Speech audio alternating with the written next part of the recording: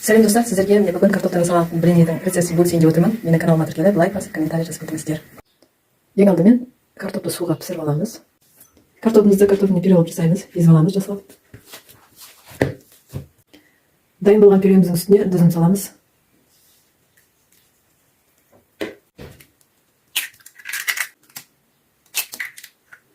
Оның үстіне 3 қасық шемшкі майымызды құямыз.